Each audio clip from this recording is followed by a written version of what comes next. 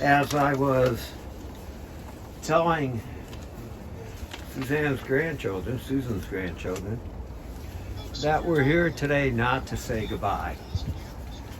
Because we're not saying goodbye to Susan. We'll never forget her. She'll always live in our hearts and our minds. But we're here today to remember who she was and how she played an important part in all your lives. And we say death has taken our beloved wife, mother, grandmother, friend, and you, our friends, grieve in their darkened world. In their silence, there is lamentation. In your tears, there is loneliness. Lost in your sorrow, may they find the presence of loving friends, of all those people who are watching us on Zoom. For Susan's love that united us in life, in which death cannot sever. For her companionship that we shared along life's path, in which continues through the tenderness of memory. For the gifts of her heart and mind that brought us joy and happiness, and is now a precious remembrance. For all these and more, we give our thanks.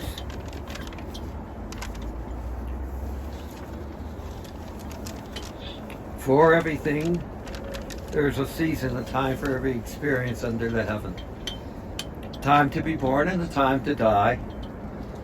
A time to plant and a time to uproot what is planted. A time to tear down and a time to build up. A time to weep and a time to laugh.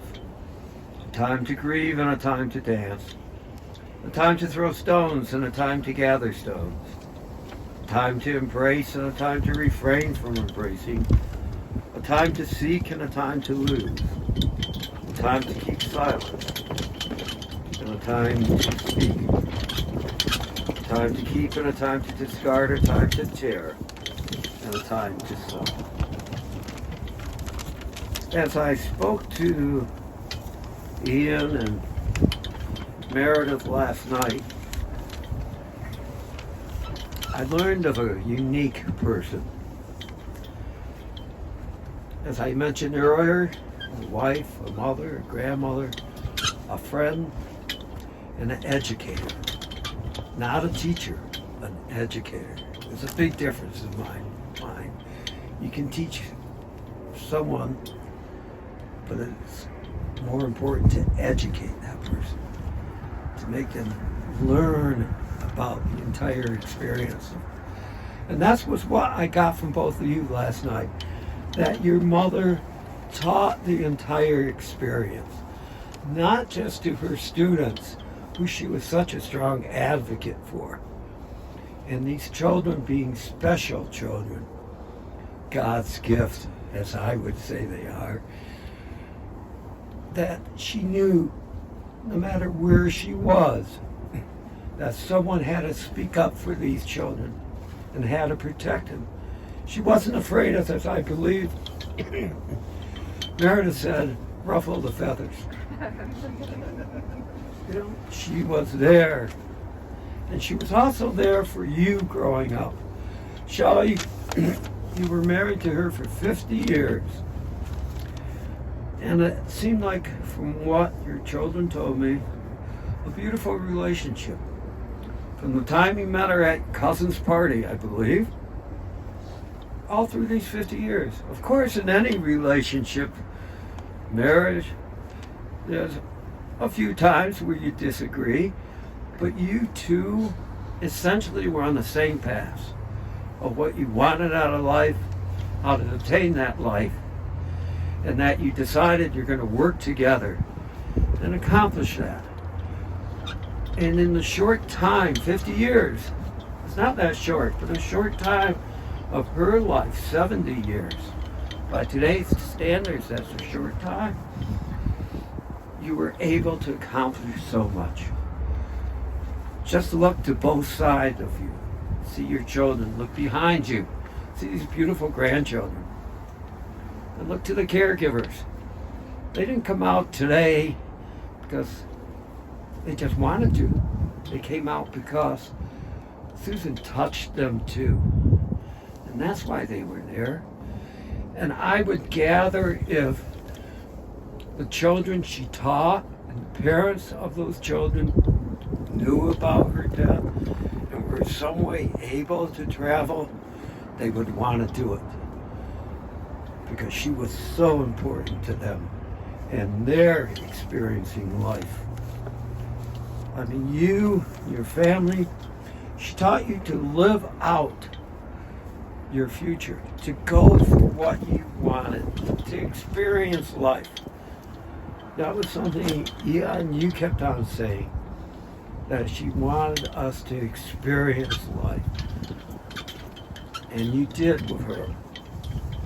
And she also enjoyed it with you, and you enjoyed it with her. The trips to the beaches, which she loved, the Jersey Shore, the barriers of New York Islands, I guess, right?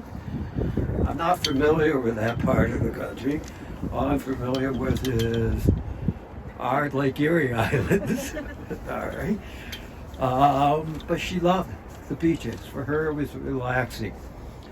And that reminds me of, as I spoke to you, I could associate with your wife, your mother, because of my own experience. My family having a special needs child. I having a special needs child. And their teachers passed over, and some passed through life with them. A big difference. And that's what I got that your mother was. She was one of those who passed through life with these kids. Didn't pass over them, but passed through them. Passed life with them. A huge difference. And Noah, Jaden, and Etha, and Logan, hiding there in the corner. You had a special name for Grandma. Let me hear what it was, real loud. Mima. Mima. Okay, beautiful name. And Grandpa, what was his name? And is his name? Papa. Okay. And you were the apple of her life. You know, there is a belief in Judaism that when you go through a mourning stage, who are mourners? In Judaism, it's spouse, children, brothers and sisters of the deceased, God forbid, parents. Grandchildren are not mourners because grandchildren are special to the grandparent. When that first grandchild came, which was Etha, right? You're the oldest? Mom and Dad, Grandma, aunt and uncle kind of sunk down. They weren't the first and the best. You now became the best. And then your brothers and sisters. Because grandchildren are special. They are a result of what Grandpa, Papa, and Mimi had. Okay, and that's why you don't have to follow the rituals in mourning, in what the Jewish rituals are. Because Grandma wouldn't have wanted you to do these rituals. She wants you to enjoy life. She wants you to enjoy life to the extent her and Papa enjoyed it, and your aunt and uncles and your parents are enjoying it. Because that's the gift that Grandma gave to all of them. And you both told me, she was a mother to half the town where you lived, and she was welcoming to all your friends. She gave of herself to everyone. And that's a special gift. And they saw it. Ian and Meredith saw it when her mother got ill.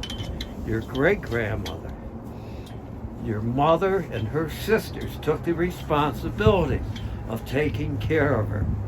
You mentioned every third night was your mother's night to stay with her mother. To care for her, to love her, to take care of her needs, to wash her, bathe her, to talk to her, to give her that love. And that's a gift that your mother passed on to your parents, and your parents are going to pass on to you. by letting you be here today was an example of that gift, because they know that Susan, your grandmother, meant a lot to you, that you have a part of life to be here and a right to be here.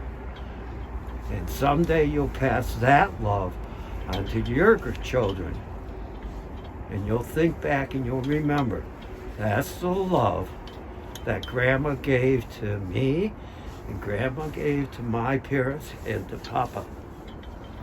And that's a gift. Better than a shiny new toy. It's a gift you're always going to keep. And there's a sage who wrote in Judaism a psalm that's very important. And it speaks a little, I think a lot actually, about your grandma. And it states, a woman of valor, who can find? She is more precious than fine pearls. Her husband trusts in her, and he lacks nothing. She does him good, never harm, all the days of her life. She perceives that her labor is rewarding her candle on into the night. She reaches out to those who need and extends her hand to the poor. She is clothed in strength and dignity, and she faces the future cheerfully. She speaks with wisdom. The law of kindness is on her lips. Her children rise up and bless her. Her husband sings her praises. Many daughters have done valiantly, but you excel them all. And when your parents, at some point, read this poem again to you, this psalm, you'll understand what Grandma did. Her life was more precious than pearls. She loved and trusted your Papa. She reached out to people less fortunate, children who had the need, the neighbors, the kids who loved her. She reached out to help them. And she did it with grace, and she did it with dignity. And she spoke the laws of wisdom and the laws of kindness. She never said anything bad about someone. She may have thought bad about someone, but she never said anything bad about someone. Because she knew that once you say something, it's hard to take it back.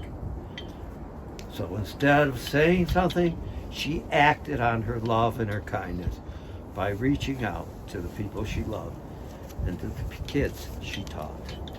And now I'm going to call upon whoever that wishes to say something to have that opportunity. You don't need to.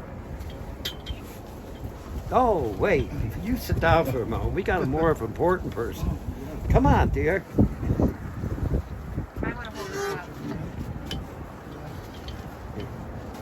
Just speak right into this mic.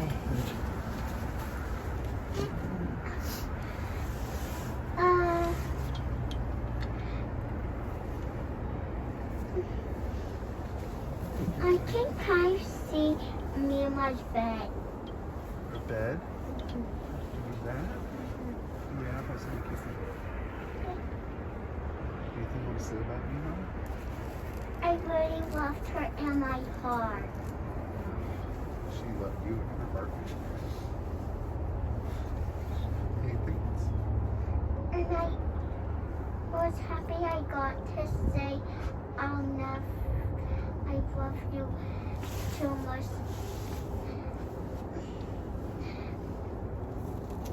Okay, good job. Anything else?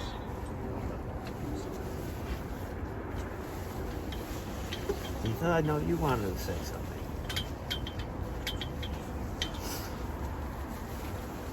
I loved her so much. She was very special to me, and I'll always have her in my heart.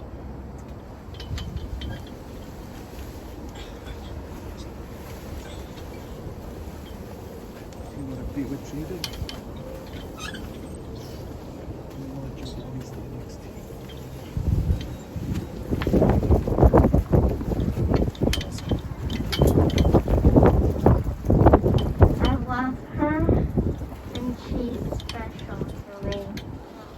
she's always in my heart.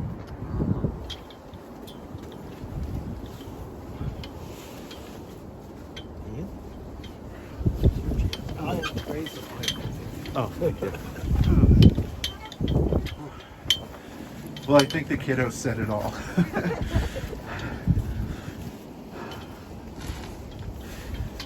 So,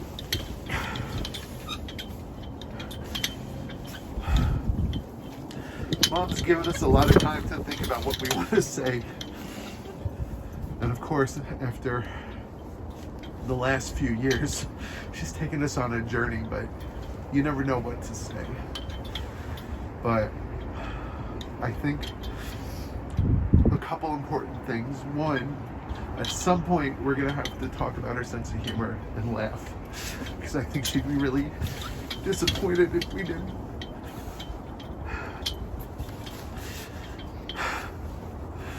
Dad, you and Mom raised me to believe in love at first sight. Your relationship was the model for most of us. And no matter what, and no matter how hard the last few years have been, it's your love, thank you. It's the love between you that always got the rest of us through too.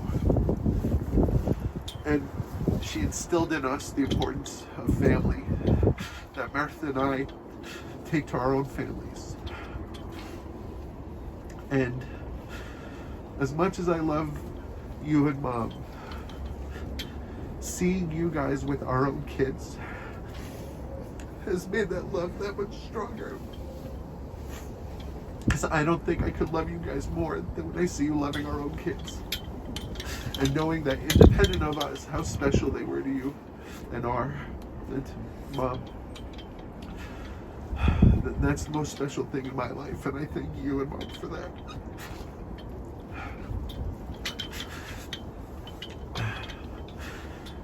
So,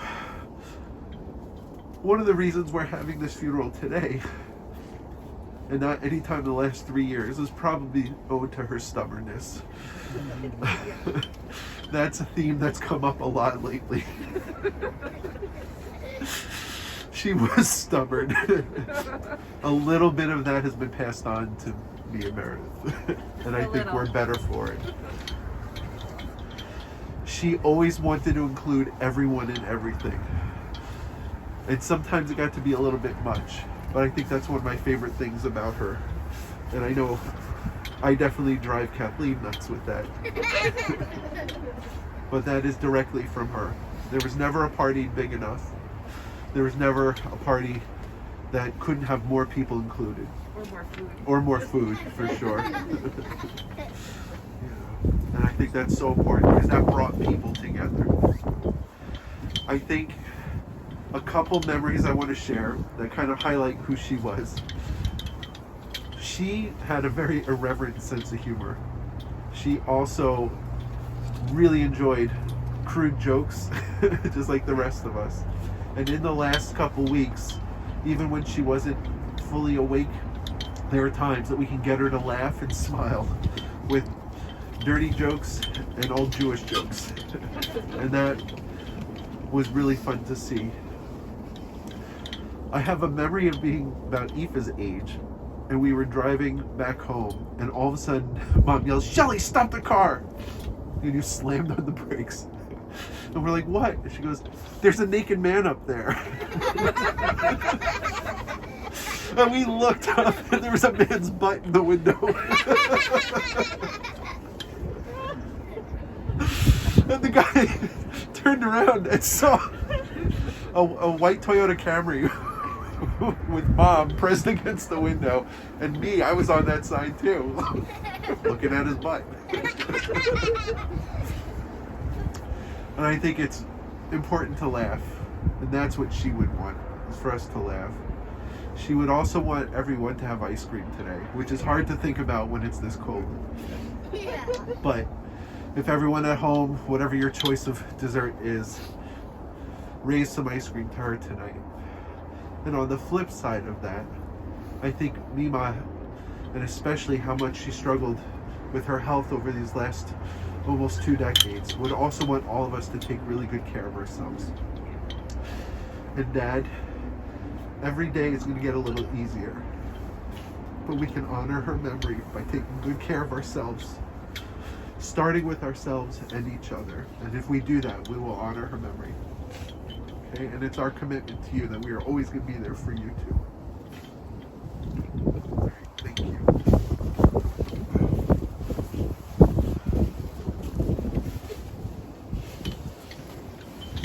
There's an expression that words that come from the heart, words that are the gifts from the heart. And I think the younger people here, and Ian, and you last night, and Papa, I can call you Papa, I'm older than you, okay, showed me those gifts that come from the heart with those words. In the rising of the sun and it's going down, we will remember soon. In the blowing of the wind and in the chill of winter, we will remember her. In the opening of bird buds and in the rebirth of spring, in the rustling of leaves and the beauty of autumn, we will remember her. In the beginning of the year when it ends, when we are weary and in need of strength, we will remember her. When we are lost and sick at heart, we will remember soon. When we have joys we are to share, we will remember her. So long as she lives, as long as we live, she too shall live. For she always will be a part of us. She will always live with us as we remember her. Please rise for the memorial prayer. For those of you who aren't familiar with the Jewish customs, let me just explain a couple of things to you. We're going to lower the casket now. In the Jewish belief, we have an obligation when we are at the cemetery at a funeral. We witness that person being placed in their grave.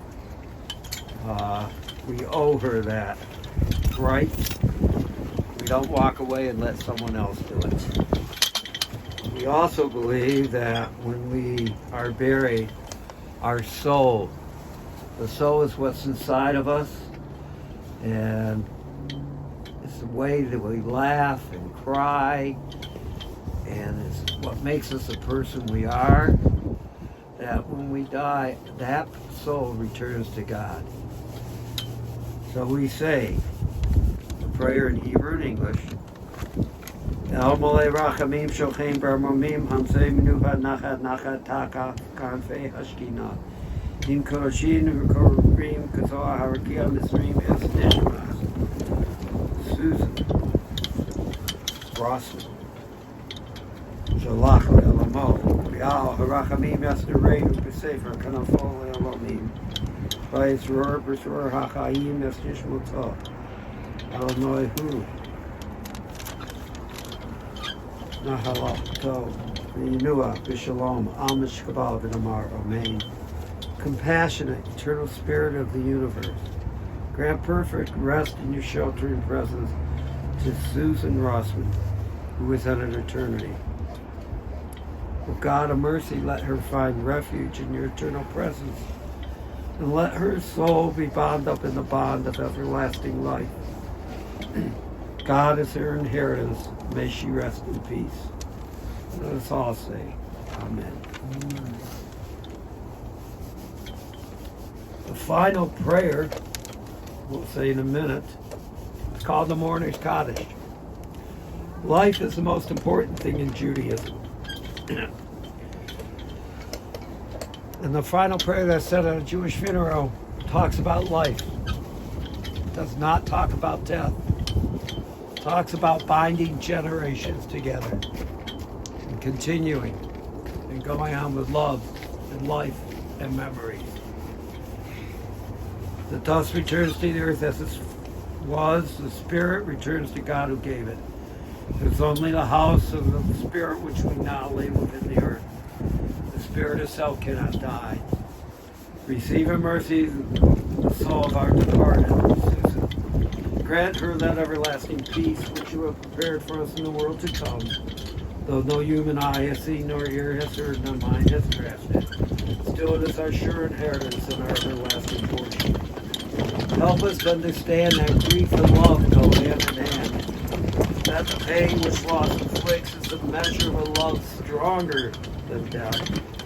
Though we cry in the anguish of our hearts, may we be like children who know that our parent is near, and who cling unafraid to the trusted hand. In this spirit do we commit all that is precious to us to your keeping, as we repeat the words of the Kaddish prayer. Yiskadal, Yiskadash, Shemei Rabbah, B'alma, Dira, Yerusei, Yamlik Malkusei, B'chayachon, Yomachon, B'chol Beis Yisrael, Lagalov Isman Kari, B'imru Amen. Yehei Shmei Rabbah Mevarach, Le'olam L'mei Amaya, Yisbarach V'yishtabach, Yisbar V'yisramam V'yisnaseh, V'yisadar V'yisalev V'yisalal Shemei Tikudashah Baruchu, V'yelom Mimkol Berchasa V'shirasa, Tush B'chasa V'nechamasa, Damiram V'yoma V'imru Amen. Yehei Shlama Rabba Min Shemaya V'chayim, Aleinu V'al Kol Yisrael V'imru Amen. Oseh Shalom B'mamav, Booyah Aseh Shalom. Aleinu V'al Kol Yisrael V'imru Amen.